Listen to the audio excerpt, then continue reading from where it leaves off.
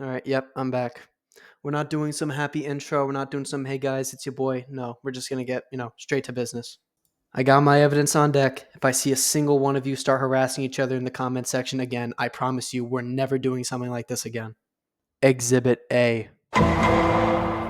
So segment A, this is going to sound familiar to an old video I made, one I took down because you people in the comment sections were harassing each other and calling each other supporters of genocide. Yeah, let's keep it mature this time, okay? So right now, I'm going to reiterate my point of the exterminations have to happen for innocent people's safety. The reason that Sarah allowed the exterminations to happen in the first place is to prevent sinner overpopulation in hell. Why is sinner overpopulation bad? It means we have too many numbers of people who just want to hurt and kill for the love of the game. Allow me to present this scene from Season 2, Episode 1, like one of the first scenes you see, and it's a representation of what the sinners are like all across hell. Listen to this.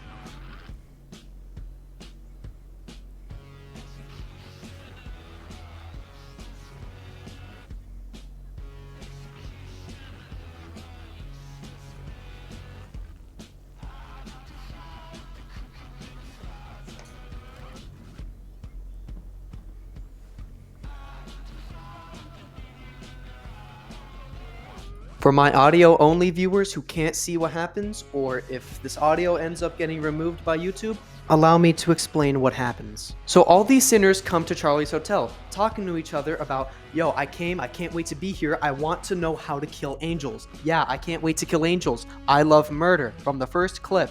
From the second clip, Vaggie asks two sinners, are either of you here for redemption? And the two sinners tell her, no, we're not here for redemption. We thought this was the place where we learn to kill angels. You're starting to pick up a theme here. And the other one just says, who cares about redemption? That seems like work. They don't want to redeem themselves. They don't want to be better. And in the third clip, the mass population of sinners there, Charlie tells all of them, okay, listen, I'm picking up a theme. You guys just want to kill angels. We don't do that here. For all the people who are not here to be redeemed, please leave now. And then all of them leave. So the theme here is that they're asking Charlie, how do we kill angels? Not self-defense against exorcists. If they were asking for self-defense, that's a whole new ballgame. But they're not. They're just asking, how do we kill angels? Winners, heaven-born, seraphims, the people who didn't do anything wrong, innocent people. How do we kill them? That's what they're asking. They just want to hurt innocent people.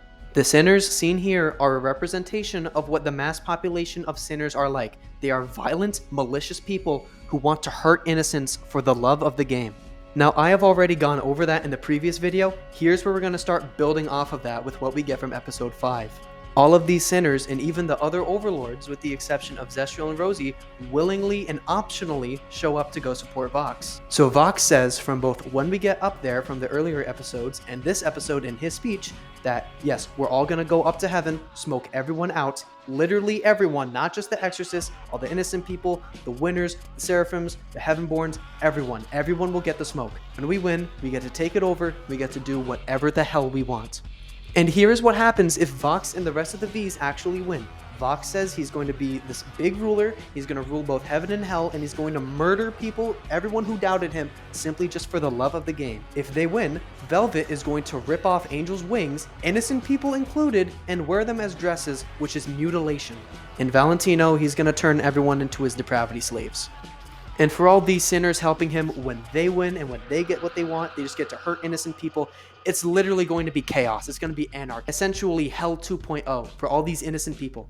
But you're most likely asking, why am I bringing all this up? Allow me to tell you why this means the exterminations are so necessary.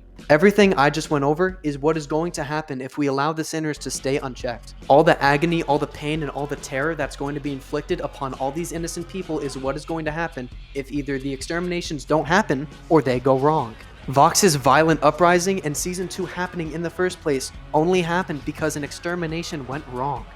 Given all of this, the Exorcists have a zero-fail mission they cannot screw up on, because we know the kind of danger that innocent people will be in if they fail. This is the possible reason as to why Lute reacted so aggressively when Vaggie refused to kill a sinner. When a weak link is discovered, they have to get rid of it, because again, we know what happens if our job goes wrong. So now I'm going to go over the history of the exterminations, because this can be seen as important to some people. Exhibit B. This all started 7 years ago, when Hell had their first revolution, which was a peaceful protest under Lilith's organization. Which, that's fine. Peaceful protest, no problem. There was no threat, there was no danger, there was no issue. This was a peaceful protest, no need for violence, no need for exterminations. Everything was a-okay. Now, during this time, Lilith had her disappearance.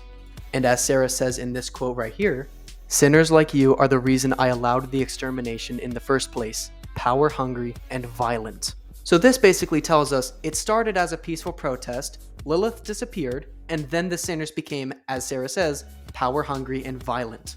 My point is further proven from this screenshot from Season 1, Episode 6, when Sarah tells Emily, "They were uprising, Emily. It is my position as head seraphim to, do what I had to do." Sarah didn't just launch the military to go smoke these people out over a peaceful protest. This happened because they had to protect themselves. That all these innocent people in heaven were in danger and they had to do what they had to do to protect people. And if what you have to do involves having to put sinners back down in their seat because they're out of control, then you have to do what you have to do. And from the earlier clips, if the sinners have already demonstrated and keep demonstrating how big of threats they are and how dangerous they are and the kind of pain they want to inflict on people, then if a yearly kill squad is what it takes to keep the threat down and keep your innocent people safe, then as unfortunate as it is, that's the reality of the situation. And the sinners don't want to better themselves, they don't want to redeem themselves and say, "Hey heaven, we're good now, we want peace." They just keep talking about how much they just want to kill angels. Not even in self-defense, just for fun. And again, when Charlie said, "Everyone who does not want to be redeemed, please leave now," all of them left. You can't make this up. Now, of course, you have the rare exceptions like Serpentius and Angel Dust who actually want to try and redeem themselves. Well, congratulations, we have 2 people at the hotel. The threat is still very real, and the rest of the sinners show they don't want redemption. They just want more blood. And even in episode 5, when Emily comes down and says, "Hey, we don't want more violence. We don't want to keep hurting you. We don't want to keep the exterminations. We want peace." All the sinners in Vox are like, "Hell no, we don't want any of it. We ain't having that." So in these year-long gaps between extermination days, when the sinners can finally show heaven, "Hey, we don't want the smoke anymore, we'll sit down and we'll be chill," then until then, the exorcists are necessary for everyone's safety. Now say what you will about these fellas, I know I got my own problems with them. Before this episode came out, I was giving these boys a lot of leniency. Like, listen, it's one thing to be prideful of your job, and then there's this shit. Adam, I don't know what the hell you were feeding these YNs, but apparently we just made the nexus of Hazbin Hotel. But listen, next week when the last 2 episodes come out, whatever peaceful conclusion we all come to, I don't know. We'll see. It is what it is. That's just how the cookie crumbles. But hey, that's just my piece. Alright, I'll see y'all in the next one. Good night, America.